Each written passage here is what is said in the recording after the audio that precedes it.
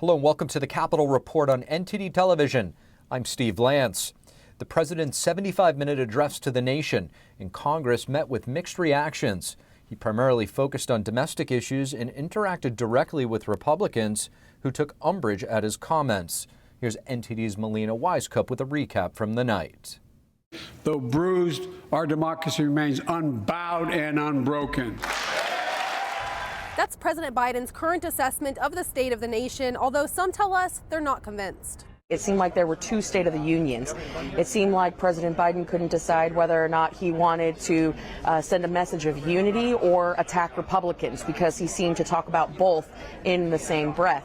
President Biden accused Republicans of trying to cut programs like Social Security and Medicare, a comment that received immediate interruptions from Republicans. Here's a look.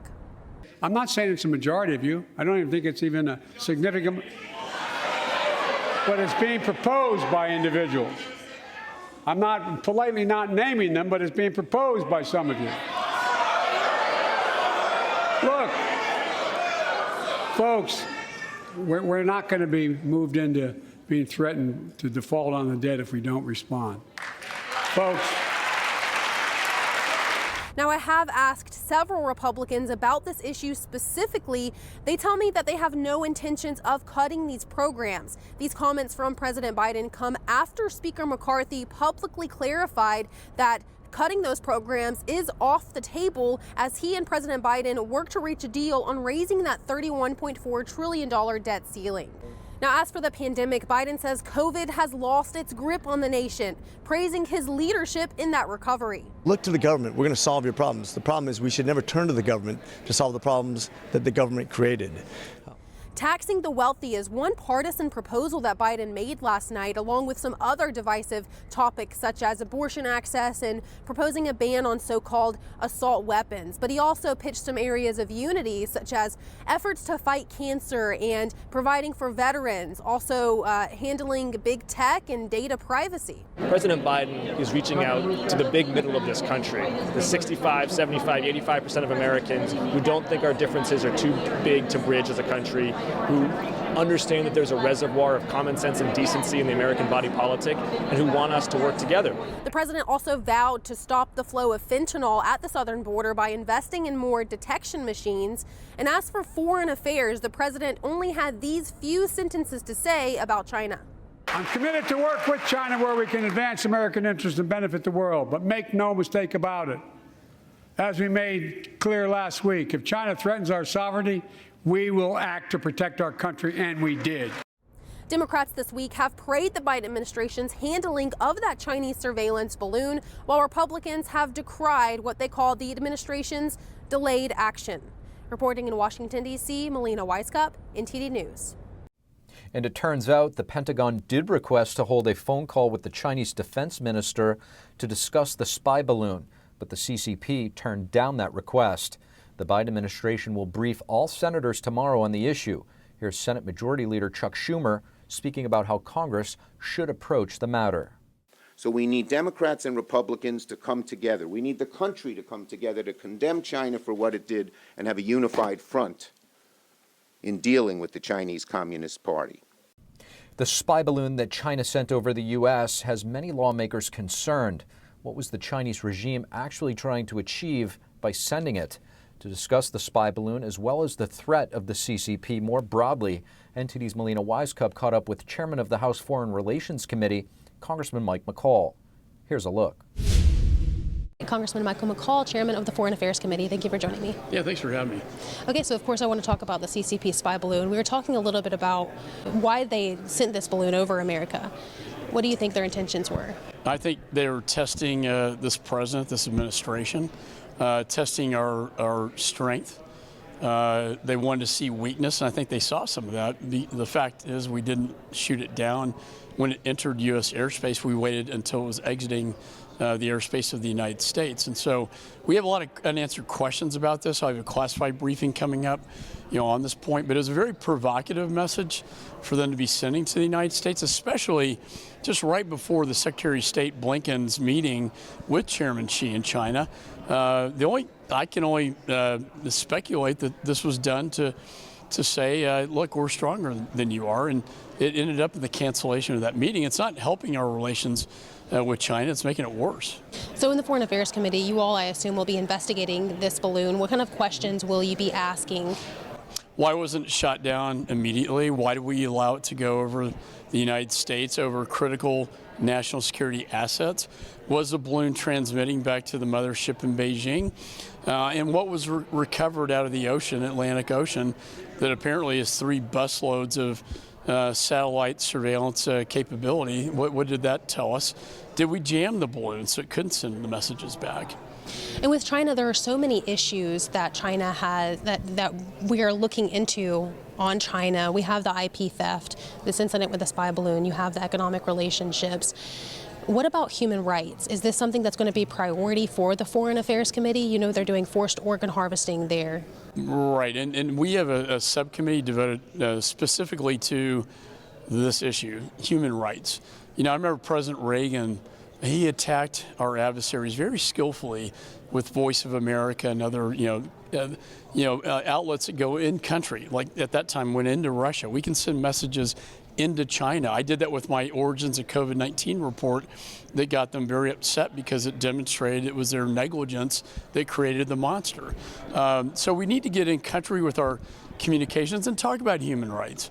We have a high ground as a democracy, that values human rights, and not what China is doing, with the Uyghur Muslim slave labor, with the genocide that's going on against the Uyghur Muslims. And to your point, the most horrific is the organ harvesting, taking live humans and sedating them and taking their, most precious organs out and selling them for hundreds of thousands of dollars. And it's murderous. I mean, just literally killing people and taking their organs out. Wow. I mean, I think the American people need to know what's happening. It's very threatening for the regime to have members like you who are wanting to highlight these very big issues that are going on in their country. Last question for you. I want to ask about why should an everyday American care what's going on in China, the values that they're upholding here? Why does it matter to them? Well, just like Putin and Russia, I think they want to expand their boundaries. They want reunification of Taiwan that has 90% of the global manufacturing of semiconductor chips. They want the island chains back that my dad's generation liberated in World War II. That they want domination, in their own words, the 100-year marathon, both economic and military domination of the world. That is their plan. That is their policy. And so when they're saying that, we didn't listen to Hitler when he wrote Mein Kampf, but Chairman Xi is very specific about his goals. And it is world economic and military domination. And I think that should be important to every American. Why do those values matter to Americans, the values that the Chinese government is upholding versus what America is trying to uphold? There's a big contrast there. Is it dangerous for them? Well, that's our greatness, is that we respect human life. We don't have a disrespect for human life like they do. That we don't oppress human rights in our country. We don't censor our people. We don't surveil on Americans like they do in China. All those values that we stand for, being a democracy, based on principles of our founding fathers, is very precious to us that they don't believe in. And therefore, it's a threat to what our founding fathers stood for, the very essence of what this nation was created upon. And sorry, just last question on TikTok. We know Senator Josh Hawley, I believe, has introduced a bill to ban TikTok nationwide. You all in Congress have already passed a ban for federal devices. Is this something that in the House you all will be working on in consultation with the Senate counter? Yes. And the Foreign Affairs Committee that I chair will be the committee of jurisdiction for this. And yes, we are looking at this. We want to do it the right way, legally. And so we're looking at the various options. It's interesting talking about the charm offensive from China, somehow wanting to meet with members of Congress to say how great TikTok is. And we all know it's a backdoor device in your personal phone that gets access to your phone. All the younger generation out there, I know my kids say, hey, Dad, if you ban TikTok, it may not be that popular, but we need an American alternative to TikTok. It's unacceptable for us to allow a surveillance tool by the CCP to be put in our phones when they download the app. And I think the younger generation, either they don't understand it or they don't care. But I personally don't like the idea of the CCP having access to an entire generation of Americans. Thank you, Congressman. Thanks so much. Appreciate it. 3 former Twitter executives were in the hot seat today. Lawmakers asking them tough questions about their role in suppressing the Hunter Biden laptop story. NTD's Jason Perry has the story.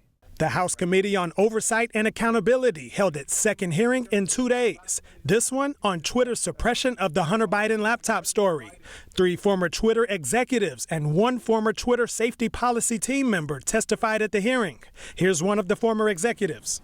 In 2020, Twitter noticed activity related to the laptop that, at first glance, bore a lot of similarities to the 2016 Russian hack and leak operation targeting the DNC. And we had to decide what to do. And in that moment, with limited information, Twitter made a mistake. Under the distribution of hacked material policy, the company decided to prevent links to the New York Post stories about the laptop from being shared across the service. Representative James Comer responded to Roth's claim that it was a mistake. In reality, the Twitter executives were hostile towards conservatives and biased towards anyone who opposed their points of view. For example, Mr. Roth, did you write this tweet? I regret the language that I used in some of my former tweets, but yes, I did post that. And I'll read the tweet so it's in the record. Yes, that person in the pink hat is clearly a bigger threat to your brand of feminism than actual Nazis in the White House. Mr. Roth, do you think all conservatives are Nazis? Certainly not, sir. One of the reasons Republicans were concerned about the suppression of the Hunter Biden laptop story is because they say it could have changed the outcome of the 2020 presidential election. Representative Pat Fallon pointed out alleged political bias as he said 98% of Twitter employees donated to Democratic candidates or causes in the 2020 election cycle. The Media Research Center polled Democratic voters in 2020 swing states and found that 17% would have changed their vote if they had known the contents and evidence of the New York Post story. President Trump lost key states, Georgia, Pennsylvania, Arizona, and Wisconsin, by collectively just over 100,000 votes. And if this is accurate, this poll, 3.2 million votes could have swung. And he only needed a teeny fraction of those 3.2 million. That decision almost certainly changed the result of the 2020 presidential election. Representative Jasmine Crockett added this. MAGA Republicans can't let go. That should be the name of this hearing. I'm glad that seemingly we have now accepted that President Joe Biden won the election, even though now we are blaming President Trump's loss on Twitter. Can we finally let it go? This is why Democrats are reinforcing that in this hearing we should be talking about the threats to our democracy. That's the real threat, not an old article that seemingly couldn't reach the viewership it sought through its own platform to disparage and attempt to skew the election in favor of a twice impeached former president who lost a secure and fair election. Jason Perry, NTD News. Thank you for watching the Capitol Report. If you want to see our full broadcast, check us out at epochtv.com.